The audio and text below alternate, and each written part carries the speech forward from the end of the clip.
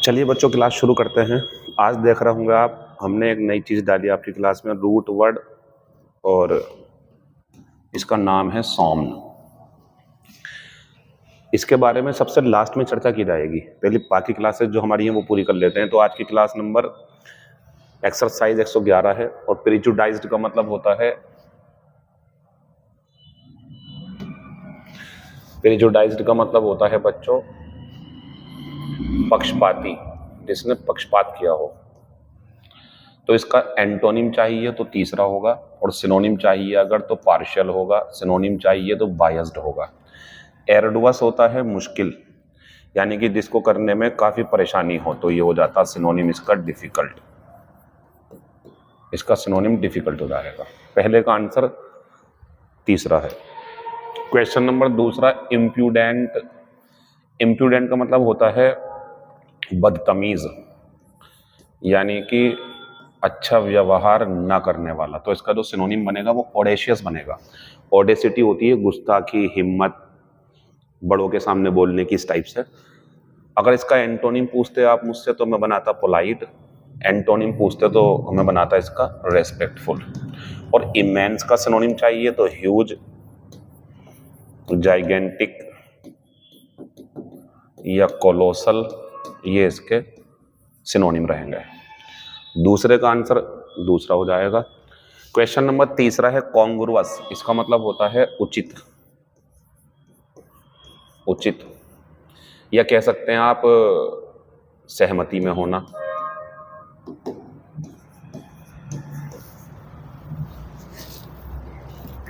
तो इसके लिए जो हमारा सिनोनिम बनेगा वो दूसरा बन जाएगा। एंटोनिम पूछते तो ये भी होता, और एंटोनिम पूछते तो ये भी होता। इंडिजेंट का मतलब होता है गरीब, इसके लिए सिनोनिम बन जाएगा हमारा पुअर। तीसरे का आंसर दूसरा हो गया। क्वेश्चन नंबर 4 की बात करेंगे। इट सीम्ड दैट, ऐसा लगता था, नथिंग कुड प्रिवेंट द, ऐसा लगता था, ऐसा महसूस हुआ कि कोई भी चीज नहीं रोक सकती है डिजास्टर, यानी कि जो अब मुसीबत आने वाली है, जो चीजें खत्म होने वाली हैं उसे। तो इसका आंसर तो इम्पेंडिंग होगा ना, क्योंकि इम्पेंडिंग का मतलब होता है आने वाली कोई मुसीबत पक्की आएगी, वो रोक नहीं पाएंगे आप उसे। तो ये इसका मीनिंग बनेगा यहाँ पे। ऐसा लगता था कि कुछ चीज अब नहीं रोक सकती आने वाली मुसीबत को। तो इम्पेंडिंग का मतलब ये तो होता, आने वाली कोई मुसीबत, आने वाला कोई बुरा समय, इसके लिए लगाते हैं इम्पेंडिंग। अच्छा, इंट्रिकेट जटिल होता है, तो जटिल डिजास्टर नहीं बोलेंगे। इंस्यूलर नैरो माइंडेड होता है, और इंडिजेंट गरीब होता है। तो आंसर 4 का तीसरा ही बढ़िया है। ऐसा लगा कि अब कोई मुसीबत को नहीं रोक पाएगा। द रिमोट डेजर्ट एरिया, जो दूर रेगिस्तान का क्षेत्र है, इज ओनली बाई हेलीकॉप्टर। तो आंसर ये नहीं लगाओगे आप, कल बताया था मैंने आपको, ऐसी कोई जगह या व्यक्ति जिस तक पहुंचना मुश्किल हो। तो यहाँ बता रहे हैं सिर्फ हेलीकॉप्टर से ही पहुंच पाओगे आप, ये इसका आंसर है। बाकी क्या यूज करोगे आप यहाँ पे। एविटेबल का मतलब होता है, इनएविटेबल पढ़ा आपने, जिससे बच नहीं पाएंगे, होना ही है वो चीज, तो इसी का एंटोनिम है वो। और डिस्पेंसेबल का मतलब होता है आवश्यक, सॉरी, डिस्पेंसेबल का मतलब होता है जिसके बिना काम चला सकते हैं, इनडिस्पेंसिबल आवश्यक होता है। और इनफ्लेमेबल का मतलब होता है जो जल्दी आग पकड़ ले। तो फिर से सुनो, आंसर दूसरा ही होगा इसका, पांचवे का दूसरा। मैं आया हिंट पे, तो हिंट का मतलब होता है संकेत। तो इसका सिनोनिम अगर चाहिए तो आंसर तो बनेगा इंसाइनुएशन। अगर आप कहोगे तो इंसिनुएट जो था हमारा, वो वर्ब थी, उसी का ये नाउन है। इसका सिनोनिम भी यही है, नाउन का सिनोनिम भी यही है। र्यूमर की अगर बात करेंगे आप मुझसे, तो इसके लिए बन जाएगा हेयर से, हेयर से, या हॉक्स भी बन जाएगा, हॉक्स। अगर बात करूं इन्फर्नो की, तो इन्फर्नो के लिए बन जाएगा सिनोनिम हेल। और इंट्रिग की बात करूंगा तो ये जटिल होता है, इसके लिए बन जाएगा सिनोनिम हमारा कॉम्प्लिकेटेड। तो आज का जो शब्द है हमारा हिंट, उसके लिए इंसिनुएशन बनेगा आंसर, 6 का चौथा। 7वें की बात करूंगा तो देखें, द इंडियन टीम ब्लैंक, इसमें ये वाला शब्द आ जाएगा पहला कोई सा। द होल कंट्री, फिर ब्लैंक, उसमें ये आ जाएगा। तो आपको ऐसा नहीं लग रहा है जैसे भारतीय टीम ने वर्ल्ड कप हार करके पूरे देश को निराश कर दिया? यही इसका आंसर है, लेट डाउन, निराश कर देना, डिसअपॉइंट कर देना। अच्छा, बाकी शब्दों का मीनिंग चाहिए तो सुनो, कैरी आउट क्रियान्वित करना, बिलो अप विस्फोट करना, बिलो आउट बुझा देना। तो आंसर जो है वो लेट डाउन बनेगा, ये होता है डिसअपॉइंट कर देना। 8वें की बात करेंगे तो इनिमिकल का मतलब होता है द्वेषपूर्ण, दुश्मनी भरा। तो इसके लिए जो हम एंटोनिम बनाएंगे वो क्या बनाएंगे? फ्रेंडली। अगर सिनोनिम चाहिए तो हार्मफुल, सिनोनिम चाहिए तो हॉस्टाइल, और इरक्सम की अगर मैं बात करूं तो ये चिड़चिड़ा होता है। इसके लिए जो सिनोनिम बनेगा हमारा वो क्या बनेगा? इरिटेटिंग या एनोइंग। चलिए, आंसर 8वें का जो है वो तीसरा हो जाएगा। अब मैं 9 पे गया। इम्प्लीसिट का मतलब होता है छिपा हुआ। सिनोनिम पूछते अगर इसके तो क्या लगाते हैं? इम्प्लाइड। सिनोनिम पूछते हिडन, सिनोनिम पूछते वैग, लेकिन पूछा क्या है? एंटोनिम। तो एक्सप्लिसिट बनेगा, स्पष्ट होता है ये, साफ साफ। फिर आते हैं आई हैड एन। ये पुराने क्वेश्चन अगर बताया था, मैं 3 पुराने दे रहा हूँ पुरानी क्लासेस के। तो जब एन है तो ये तो ग्रामर से ही हट जाएंगे दोनों, जरूरत भी नहीं है इनकी। अब बचा मेरे पास में आई हैड एन रिएक्शन। तो रिएक्शन कोई चीज है ना, व्यक्ति थोड़ी है यहाँ पर। तो आंसर लगा देंगे इसके लिए एडवर्स। तो मुझे एक मतलब नापसंद होने वाली या विपरीत सी या प्रतिकूल सी रिएक्शन है इंजेक्शन को लेकर के, मतलब इंजेक्शन मुझे पसंद नहीं है, एडवर्स इफेक्ट होते हैं इसके मेरे ऊपर, मुझे इससे एलर्जी है, ये कहना चाह रहा है। आंसर दूसरा बनेगा, ये व्यक्तियों के लिए आता, पुराना शब्द था ये। On his blank to the throne. बच्चों जब गद्दी पर चढ़ना होता है, किसी को गद्दी मिलने वाली होती है, या किसी की पोस्ट में प्रमोशन होता है, तो इसके लिए आंसर बताया था मैंने बहुत पहले आपको, एक्सेशन। ये पहुंच होती है, ये अधिकता होती है, ये इसी का एडजेक्टिव है अधिक। इसका सिनोनिम चाहिए आपको तो इनऑर्डिनेट। अभी तो बता के आए हो आप आई वाली बुकलेट में, आई वाली बुकलेट का एंड होने वाला है जल्दी, तो इनऑर्डिनेट हो जाएगा ये। तो बच्चों उसकी गद्दी प्राप्ति पर उसे विरासत में बहुत ज्यादा जमीन दौलत मिली। आंसर लगा देंगे 11 का तीसरा। फिर आएंगे 12 पे। The washing machine has broken down again. Washing machine, पंखा, ये जो इलेक्ट्रॉनिक उपकरण होते हैं ये सब ब्रेक डाउन हो जाते हैं। ब्रेकअप, किसी का रिश्ता टूट जाना, 2 लोगों का अलग हो जाना। ब्रेक इनटू, कोमल लगाना। ब्रेक आउट, फैलना। आप सोच रहे होंगे सर ये पुराना लग रहा है, ये पुराना डाला जा रहा है आपके सामने कि आप इनमें भी अपना हाथ आजमाएं और देखें कि याद है कि आपको पुराना, रिवीजन भी चल रहा है। ये बहुत जरूरी चीज है क्लास के लिए। 12 का आंसर पहला हो जाएगा। अब आया हमारे पास में एसएससी CHSL 9/3/2023 का एक question. A person who is indifferent to pain and pleasures of life. Answer लगा देंगे स्टोइक। अगर बात करेंगे वेगबॉन्ड की तो ये आवारा होता है। ये ना घर होता है इसका, कोई ना घर होता ना कोई काम होता है इसके पास, घूमता रहता बस ये। एमेच्योर का मतलब होता है शौकिया। इसका एंटोनिम भी आपको पता होगा, प्रोफेशनल। रेक्लूस होता है सन्यासी, जो अकेला रहता है, साथ में कोई नहीं रहता उसके। 13 का आंसर तीसरा है। अब मैं जाऊंगा स्टडी ऑफ हेवनली बॉडीज। देखो यहाँ काम की चीजें थोड़ा परेशान करने वाली भी है। पहले आप देखो सिस्मोलॉजी। तो बच्चों ये होता है अर्थक्वेक का अध्ययन, यानी कि भूकंप का अध्ययन है ये, भूकंप का अध्ययन, अर्थक्वेक। बच्चों जो न्यूमरोलॉजी है ना, न्यूमरोलॉजी ये होता है द स्टडी ऑफ नंबर्स। लेकिन अभी पूरी बात होने देना।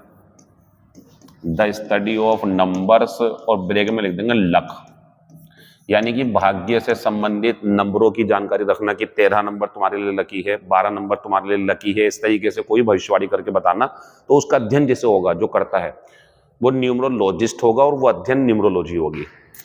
एस्ट्रोलॉजी की बात करेंगे तो ये होता है द स्टडी ऑफ, पूरा समझना, द स्टडी ऑफ स्टार्स। लेकिन इसमें भी आप यही कर देंगे लक, यानी कि किसी का दिन कैसे चल रहे हैं, तारे कैसे चल रहे हैं। एस्ट्रोलॉजर नहीं सुना आपने, भविष्यवाणी करने वाला, तो ये इससे संबंधित है। लेकिन हमारा जो सवाल है ना वो अलग है। स्टडी ऑफ हेवनली बॉडीज, यानी कि तारों के बारे में, ऊपर क्या है, कैसे कैसे चंद्रमा घूम रहा है, कैसे मंगल ग्रह पर क्या है, इनकी जानकारी, तो ये होता है एस्ट्रोनॉमी। तो फर्क जान लो आप। अगर सवाल आएगा the study of stars related to someone's life, किसी की जिंदगी से जुड़ा हुआ, तो astrology. The study of numbers related to someone's luck, numerology. Seismology इसके लिए। लेकिन अगर हेवनली बॉडीज की बात आएगी या बात आएगी अंतरिक्ष के बारे में पढ़ाई करना, तो एस्ट्रोनॉमी। 14 का आंसर चौथा है। मैं गया फ्रेंडली का एंटोनिम पूछा है, आंसर लगा दूंगा हॉस्टाइल। सिनोनिम पूछते तो एमिएबल, मिलनसार होता है, और अपराइट होता है बच्चों फ्रैंक, सीधा सादा, डायरेक्ट बोल देने वाला। जेलस होता उत्साही, तो इसके लिए बन जाएगा एंथुजियास्टिक, एंथुजियास्टिक इसका सिनोनिम है। ठीक, फिलहाल 15 का आंसर तीसरा है। इस पे भी हमने लिख दिया ताकि बच्चों को ध्यान रहे कि आगे लास्ट में एक रूट वर्ड कराएंगे हम आपको, 15 के बाद और होगा भी। अभी आज का हमारा पहला शब्द है, नई क्लास है। इंटीग्रिटी का मतलब होता है बच्चों किसी की ईमानदारी, सच्चाई, अखंडता। तो इसका सिनोनिम चाहिए तो आंसर तो दूसरा हो गया। इनोवेशन का मतलब होता है नए निर्माण, नई नई चीजें बनाना, किसी चीज में नए नए कोशिश करना। तो कहते हैं ना इनोवेशन करनी चाहिए, इनोवेट कर रहे हैं, तो नई नई चीजों का इंट्रोडक्शन कराना, ये इनोवेशन होता है। इनर्शिया होती है इनएक्टिविटी या पैसिविटी, इनएक्टिविटी या पैसिविटी। हियरसे का मतलब होता है बच्चों र्यूमर या गॉसिप, र्यूमर या गॉसिप। पहले का आंसर दूसरा हो जाएगा, नया सवाल था आपके लिए। इनविटरेट का मतलब होता है गहरा बसा हुआ, गहरा बसा हुआ। इसका एक जोड़ा बना के दूंगा मैं आपको, काम आएगा आपके वो। एक जोड़ा याद रखना आप, ये हो सकता है कि किसी जगह पे फिल करने को आ जाए। इनविटरेट लायर, इसका मतलब होता है वो बहुत पक्का वाला झूठा है, मतलब कुछ भी कर लो झूठ बोलेगा ही, मानेगा नहीं वो, कितने समझा दो आप उसे, कितनी अच्छी बातें बता दो। इनविटरेट लायर है वो, इनविटरेट स्मोकर है वो, इनविटरेट ड्रंकर्ड है वो, इस टाइप से। तो बच्चों जिस व्यक्ति के अंदर वो गुण बसे हुए हैं और वो छोड़ नहीं पाएगा, तो इनविटरेट हो गया वो। तो इसका जो सिनोनिम बनेगा ना, वो इनग्रैंड बनेगा। इनग्रैंड, उसके शरीर के अंदर बसी हुई वो चीज। अच्छा, एफेमरल इसका एंटोनिम है, क्योंकि कहीं ना कहीं इसका सिनोनिम परमानेंट नहीं लग रहा आपको, जैसे वो चीज उसके अंदर बसी हुई है, हटेगा नहीं वो चीज उससे। तो ये इसका जो है हमारा सिनोनिम बन जाएगा इनविटरेट। एंटोनिम एफेमरल है, सिनोनिम इनग्रैंड हो गया। इम्पर्टिनेंट का मतलब होता है बच्चों, इम्पर्टिनेंट का मतलब होता है बदतमीज। अब ये बदतमीज क्या है, इसे आप थोड़ा सही से समझे बच्चों। ये बदतमीज खास तौर से वो वाला बदतमीज होता है, एक समझदार व्यक्ति है लेकिन अपने से बड़े की इज्जत नहीं करता, पता है उसे इज्जत करनी चाहिए, लेकिन बदतमीजी करता, बोलचाल करता उनके साथ, उल्टी सीधी जवाब देता है उन्हें। ये इम्पर्टिनेंट है इनके अंदर, मतलब इम्पर्टिनेंट है ये, और इम्पर्टिनेंस इसके अंदर भरी हुई है। इटिनरेरी की बात करेंगे तो बच्चों ये होता है प्लान ऑफ जर्नी, किसी व्यक्ति की यात्रा का वर्णन, प्लान ऑफ जर्नी की, वो कहाँ कहाँ जाएगा, कहाँ कहाँ रुकेगा, ये सब। दूसरे का आंसर पहला है। अब मैं गया तीसरे पे। इम्प्यूट का मतलब होता है श्रेय देना, किसी को श्रेय देना कि भाई उन्होंने करा ऐसा। तो इसके सिनोनिम और भी हैं, जैसे एक हो गया इसके लिए एट्रीब्यूट, ये भी होता है एट्रीब्यूट करना किसी को। एक होता है क्रेडिट देना, और अभी जो हमारे पास मौजूद है चीजें उसमें आंसर लगा देंगे तीसरा, एस्क्राइब। तो ये होता है इम्प्यूट करना किसी को, भाई उनकी वजह से ऐसा हुआ है, अच्छा बुरा जो भी हो। तो इम्प्यूट का सिनोनिम एस्क्राइब भी है, एट्रीब्यूट भी है, क्रेडिट भी है। एसर्टेन का मतलब होता है कुछ पता करना, सच जानना, पता करना, पता लगाना किसी चीज के बारे में। इननेट का मतलब आपको पहले बता चुका हूं मैं, तो ये होता है इनबॉर्न, या कह सकते हैं आप इसे इंट्रिंजिक, इंट्रिंजिक भी होता है इसके लिए। फिर आएंगे हम इंस्टिगेट पे, तो इसका मतलब होता है उकसाना। इसके लिए जो सिनोनिम बनेगा हमारा वो बनेगा इंसाइट, नोट कर लें आप इसे।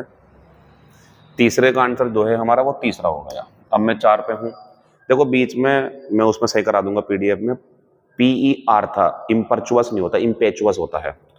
तो जो इम्पेचुअस होना इसका मतलब होता है बच्चों लापरवाह। और ये लापरवाह पता कौन सा है, ये जल्दबाजी बहुत करता है, और फिर इससे चीजें जो है ना वो बिगड़ जाती हैं, जल्दबाजी में फैसले लेता है जल्दी जल्दी। तो इम्पेचुअस का जो सिनोनिम है ना वो हेस्टी है, हेस्टी, हेस्ट रखता, जल्दबाजी करता है चीज में, हैसन दिखाता है। एंटोनिम पूछते हैं कॉशियस होता।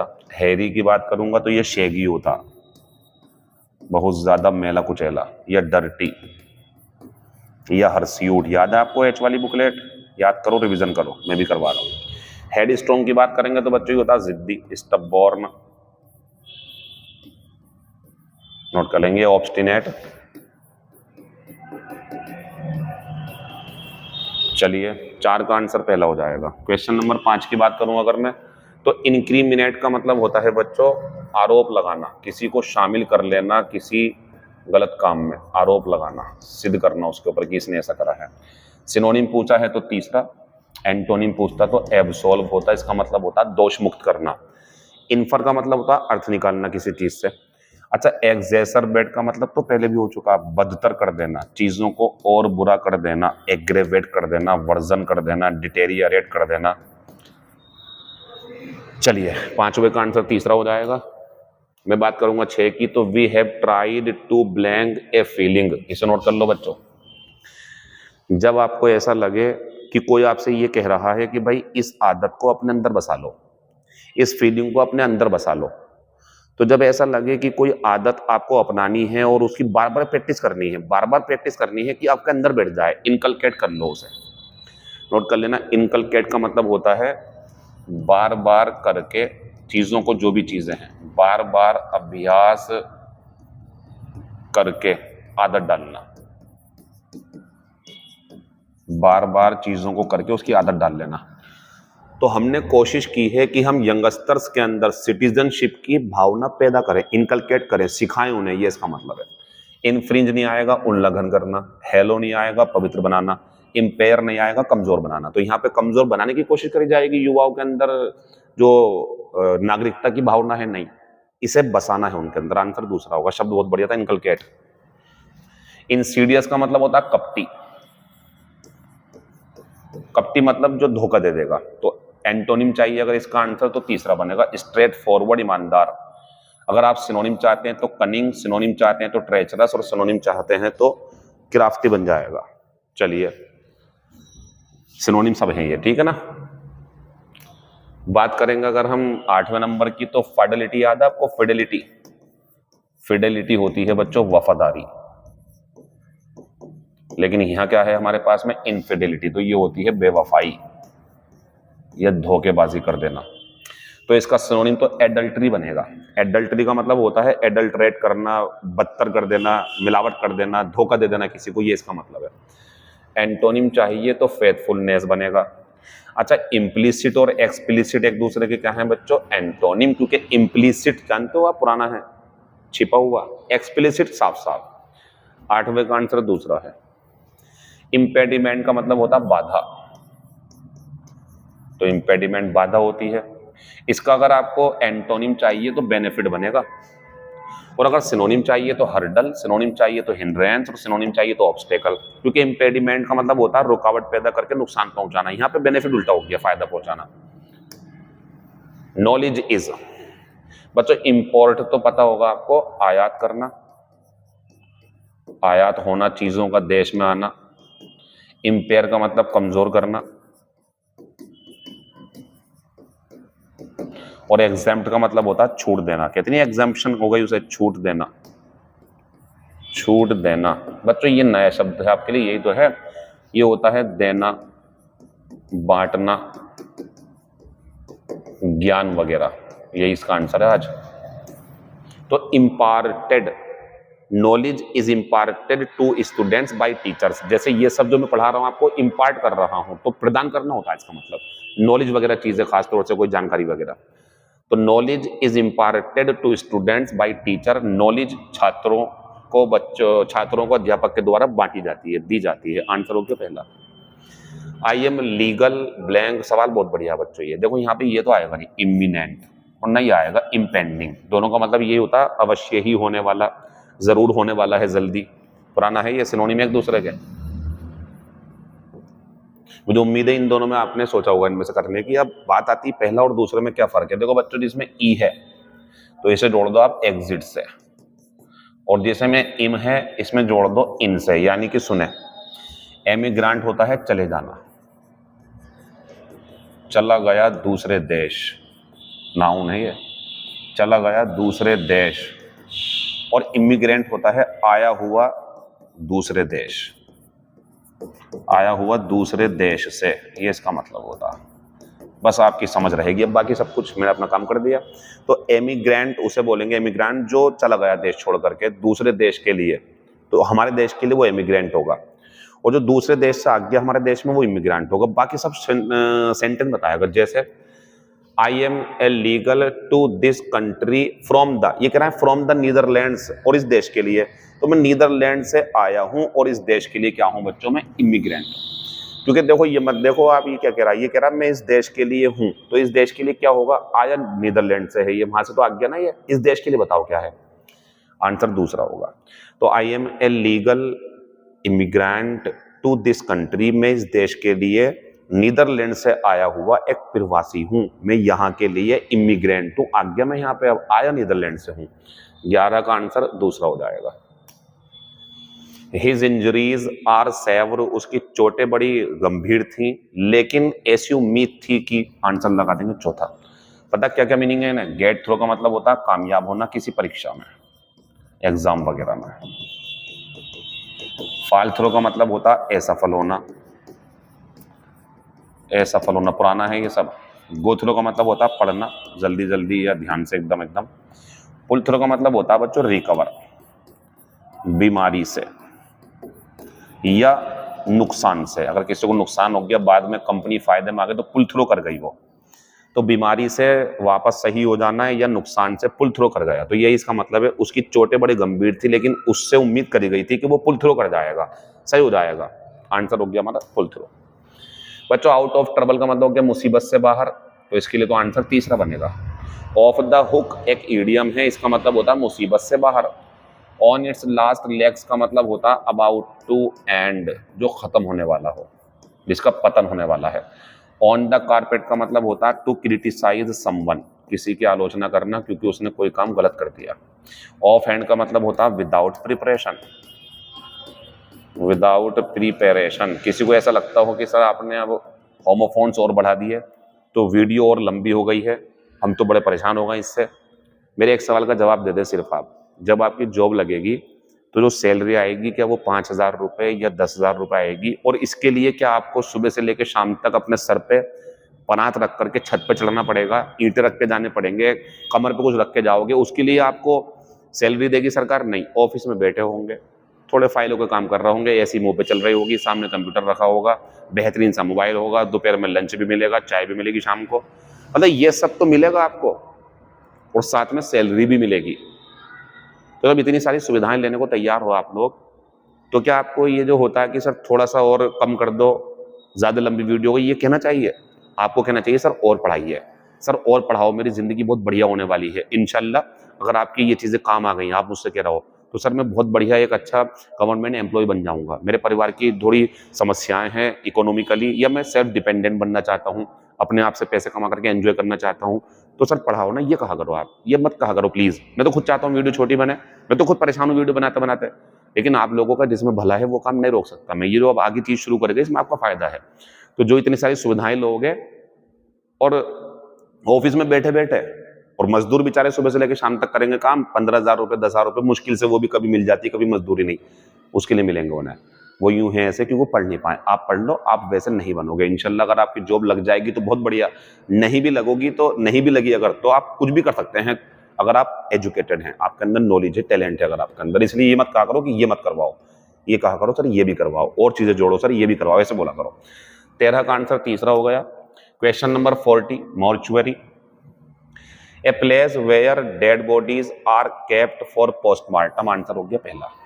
ऐसी जगह, ऐसा घर, मुर्दा घर भी बोल सकते हैं, जहां पर लाशें रखी जाती हैं पोस्टमार्टम के लिए। आंसर हो गया पहला। अब दूसरा देखो, a place where dead bodies are kept for identification, यानी कि कई सारे लोग मर गए, अब वहां पे पहचान के लिए, शिनाख्त के लिए आएंगे कि ये हमारी डेड बॉडी है, ये हमारे वहां का है, तो वो जहां पे पहचान होती है वो जगह होती है मॉर्ग, MORGUE, मॉर्ग। फिर आते हैं medical examination of a dead body, तो डेड बॉडी का जो एग्जामिनेशन होता है वो कहलाता है पोस्टमार्टम। पोस्टमार्टम, मरने के बाद जो उसका पोस्टमार्टम होता है उसी की बात चल रही है। एक नया सवाल और है, an account in the newspaper about the funeral of the deceased, होता मृत, डेड, तो डी वाले मान गया। तो ऐसी कोई खबर जो अखबार में छपी हो उस मृत व्यक्ति के फ्यूनरल के लिए, उसे बोलते हैं बच्चों ऑबिचुअरी, वो ऑबिचुअरी होता है। ठीक, नोट कर लें सबको। 14 का आंसर पहला हो जाएगा। स्पेलिंग की अगर मैं बात करूं तो find out the correctly spelled word. Suppress गलत है, सप्रेस की स्पेलिंग में डबल पी होता है, RESS होता, सताना होता है ये। एरोप्लेन गलत है, AERO होता, एरोप्लेन। जनरेटर सही है, हारमोनियम गलत है, हारमोनियम के लास्ट में U आता है। ये हमारी क्लास वो खत्म हो गई जिसमें हम चीजों को एक एक करके समझाते हुए चल रहे हैं। अब एक तीर से तीन तीन निशाने होंगे। सबसे पहले मैं आपको ये बता दूं कि अब हम रूट वर्ड में जो शुरू कर रहे हैं, तो रूट वर्ड क्या होता है? रूट वर्ड की क्या पहचान है, कैसे कैसे होगा, वैसे तो इसकी ज़्यादा ज़रूरत है नहीं, पूछते नहीं, लेकिन फिर भी आपको पता होना चाहिए।